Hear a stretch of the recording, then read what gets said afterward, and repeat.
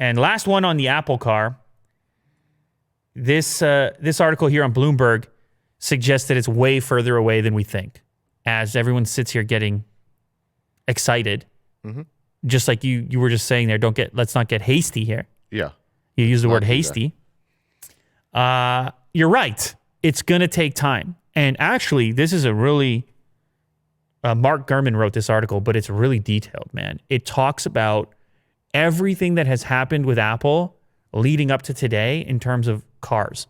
They thought about this thing since like 2014. And they've revved up a few different times, getting close to a physical product, or at least a prototype. And then they took their foot off the pedal. Why do I have to do that? They took their foot off the pedal and they backed off a couple of different times, saying, okay, maybe the time is not ready. Or maybe the time is not now. Maybe we're not ready. Mm-hmm. And so you go through this article and you look at their hiring that they've been doing. And they got so many Tesla people, it's scary. So they're revving back up? They're revving full.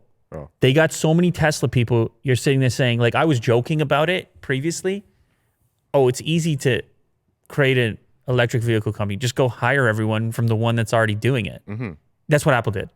So they're poaching? Is that the term? Well, I presume everything is done in the correct...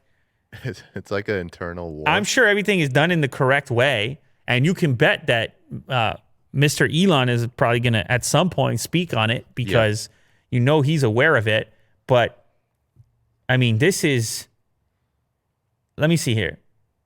Apple in recent months shifted an executive known for his work on vehicle interiors and exteriors to its car team. In 2019, Apple hired former Tesla engineering vice president Steve McManus. He leads a development group focused on car interiors, fabrics, car testing, and vehicle manufacturing. He reports to Doug Field, a former top Tesla vehicle engineer who now runs the Apple Car project day to day. So they got those guys. This is what's crazy, man. You spend all this energy, you put all this intelligence into a product. And it all derives from people. People make things. People who have ideas, people who can execute. If you can move those people around, you can move products around. You can slap your badge on that product in this fashion right here. And that's kind of how it goes in the corporate world. Well, you and I, we have no idea about that. No, not at all. I'm not trying to update my LinkedIn. You understand? But obviously, these dudes caught a better deal from whatever Elon was doing. Yeah, handshakes. And all of a sudden, they're over here with an Apple logo. Mm-hmm. And they know exactly what's going on over at Tesla. Mm-hmm.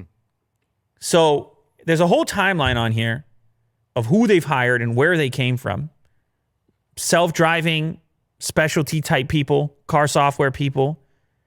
They have moved from this idea of maybe doing an autonomous platform, maybe being software focused, to now you look at these guys who are apparently working on car interiors, which kind of points away from this idea that they're working on software for other automakers and points towards the fact that they're doing the real deal and they're ready to go and they're revving it up, as we said previously. But it's going to take time. And speculation here is that it's at least, based on where they're at right now, at least a half decade away. Half decade, that's 5 years at least. So you were right. Don't get too hasty. But I don't know, man. With a market that size and a company at the scale of Apple, maybe they could beat that deadline. I don't know. Maybe they could get out before that.